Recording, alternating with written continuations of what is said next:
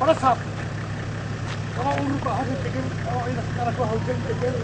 أصله حوالي حاجة فرق واحد دقل بعد دقل وهو نور فرق وحرفوا السيارة بقى أول فرق فيز عن هاي خطوة عسكرية يا أسطى وعينا في طرف وبرصاب أو ظل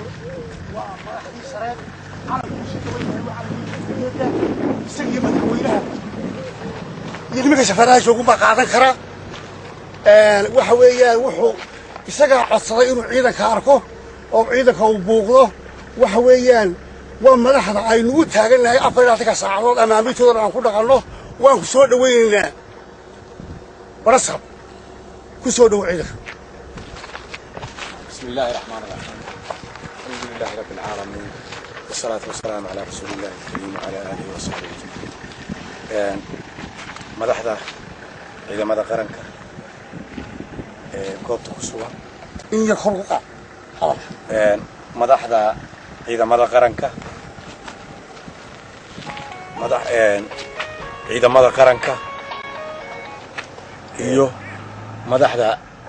degmada ciidamada booliiska ee degmada saraakiisha degmada iyo dhammaan meeyarkii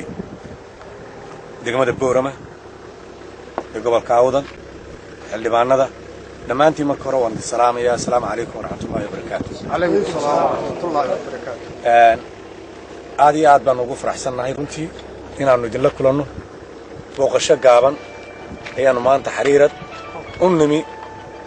oo salka ku haysa arrimihii nabadgelyo ee idinkuna aad u xil saaraydeen degmo ahaan inaad nabadgelyada sugtaan dhacdooyinkii u dambeeyay ka dhacay degmada xariirad dabagalkeedii iyo wax ka qabashadeedii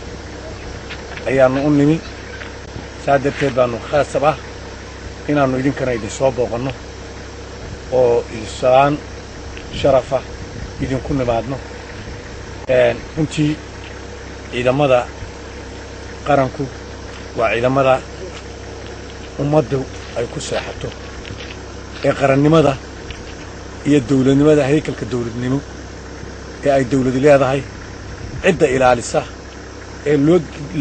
lagu dugsiga u yahay waa ciidamada qaranka aad iyo aad baan idinku hambalyaynayaa meel kastoo ay joogaan hadday kuwa xariirad jooga yihiin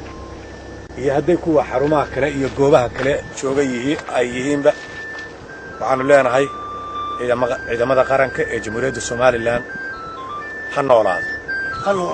ha noolaadeen insha allahu tacaala kuwa guulaysta goob kasta iyo hawlgal kasta ayaanu waxaan u rajaynaynaa ilaahay inuu ka dhigo kuwa liibaana hawlgaladooda waxaan wanaag ahayn iyo lib ilaahay ku gallado ha idinka dhigo kuwa xaqdarrada iyo tacaddiga iska ilaashana allah idinka yeelo kuwa xaqa iyo qarannimada iyo wataniyaddana heeganka u ana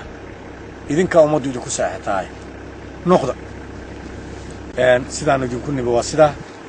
hawlgalkii xariirad ee sababteeda aad u timaadeen goobta tan weli may sugmin waa laydinka sugayaa amarkaa waxaa iska leh oo kolley idiin soo gudbinaya madaxdiinna saraakiisha ee idinla jooga ayaannu ka sii wada hadlaynaa iyagun baana fariin ahaan sidii aad u sugi lahaydeen sidii aad shaqaaqadii ka dhacday u soo afjari lahaydeen mas-uuliyad ahaan iyaga idiin soo gudbin doona insha allahu tacaala laakiin waxaan rajaynayaa kuwa sida waajibaadku ugu saaran yahay xilkooda uga soo baxay ilaahay inuu idinka yeelo assalaamu calaykum waraxmatullaahi wabarakaatu